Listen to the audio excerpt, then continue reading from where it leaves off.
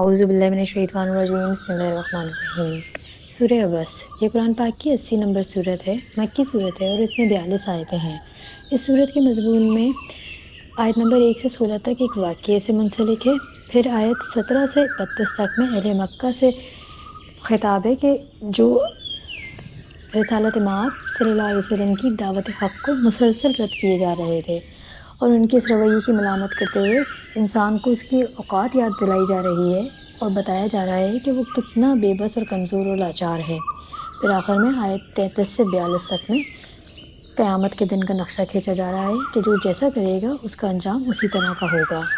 واقعہ یہ ہے کہ ایک بار رسول اللہ صلی اللہ علیہ وسلم مکے کے بڑے بڑے سرداروں شیبہ، ابو جہل، امیہ بن خلف اور ابی بن خلف کی مجلس میں تشریف فرما تھے اور ان کو اسلام کی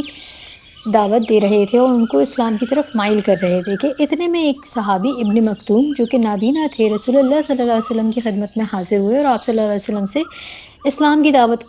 اسلام کے بارے میں کچھ پوچھنا چاہا اور رسول اللہ صلی اللہ علیہ وسلم کو ان کی یہ مداخلت ناگوار محسوس ہوئی اور آپ نے بے رخی برتی۔ ابن مکتوم ام المومنین حضرت خدیجہ رضی اللہ عنہا کے پھوپھی زاد بھائی تھے اور چونکہ وہ بینا نہیں تھے اس لیے انہوں نے بار بار مداخلت کی اور رسول اللہ صلی اللہ علیہ وسلم کے چہرے پر ناگواری کے آثار ظاہر ہوئے اور آپ صلی اللہ علیہ وسلم نے ان کی بات کا جواب دینے کے بجائے مکہ کے سرداروں کے ساتھ بات چیت جاری رکھی۔ اس موقع پہ یہ سورہ نازل ہوئی اور اللہ تعالیٰ نے رسول اللہ صلی اللہ علیہ وسلم کے اس طریقے کو پسند نہ فرمایا۔ منہ بسرنے والے یا منہ بنانے والے کو عربی میں ابس کہتے ہیں، اس لیے سورہ کا نام ابس ہے۔ اور اس میں بنیادی بات یہی بتائی جا رہی ہے کہ جو بھی شخص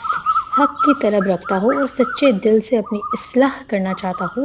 وہ زیادہ حقدار ہے اس بات کا کہ اس کی بات سنی جائے، برخلاف ان لوگوں کے کہ جن لوگوں کے دلوں میں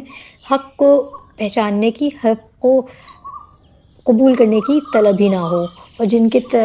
طلبگاروں سے منہ نہیں موڑنا چاہیے بلکہ ان کو ترجیح دینی چاہیے۔ ایک عام تاثر دیا جاتا ہے کہ ابن مکتوم ایک غریب اور کمتر حیثیت کے صحابی تھے،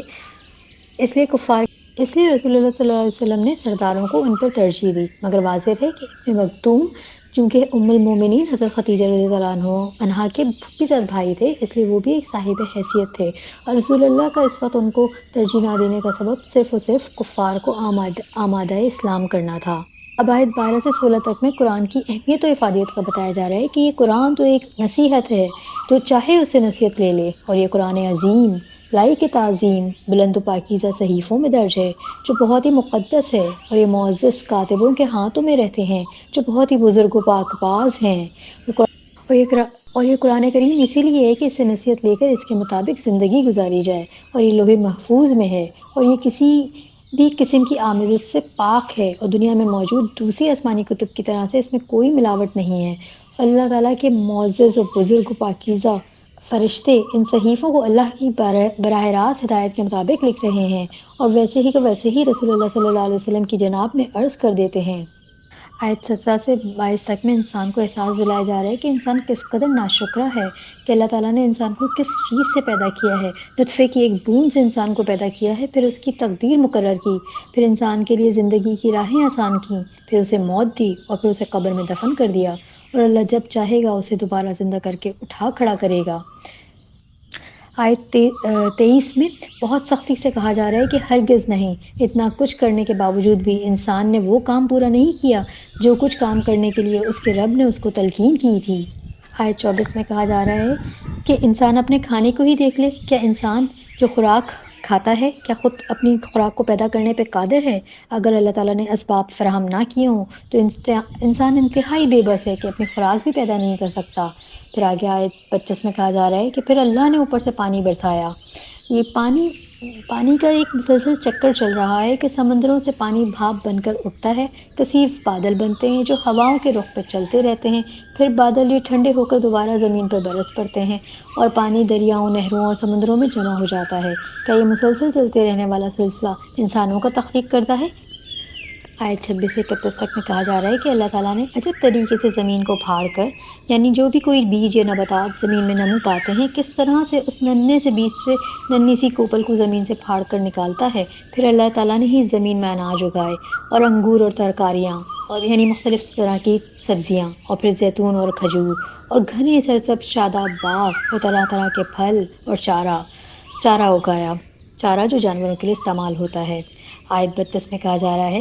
اور یہ سب جو کچھ اللہ تعالیٰ نے زمین میں اگایا ہے یا برسایا ہے، اے انسانوں یہ سب کچھ تمہارے لیے اور تمہارے مویشیوں کے لیے فائدے کے لیے ہی ہے۔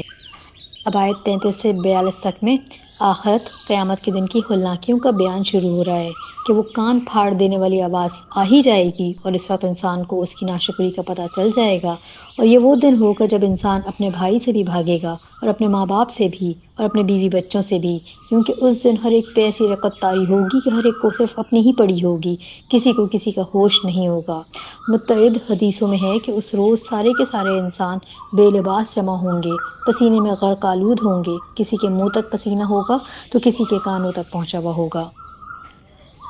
آخری کی 4 آیتوں میں 2 گروہوں کا ذکر کیا جا رہا ہے کہ ایک گروہ جو کہ جنتی ہوگا اور دوسرا گروہ جو کہ جہنمی ہوگا۔ تو اس روز جنتیوں کے چہرے تو بہت ہی دمکتے ہوئے چمکتے ہوئے ہوں گے، ہنسی اور خوشی مناتے ہوئے ہوں گے، جبکہ جو جہنم میں جانے والے ہوں گے وہ کتنے ہی اداس چہرے ہوں گے اور ایسے چہرے ہوں گے جیسے ان کے اوپر خاک پڑی ہوئی ہو، جیسے کسی سیاہی میں ملے ہوئے ہوں، اور یہ لوگ وہی ہوں گے جو کافر تھے اور بدکار لوگ تھے۔ اللہم اجرنی من النار، اللہم اجرنی من النار، اللہم اجرنی من النار۔ وآخر دعوانا ان الحمد للہ رب العالمین۔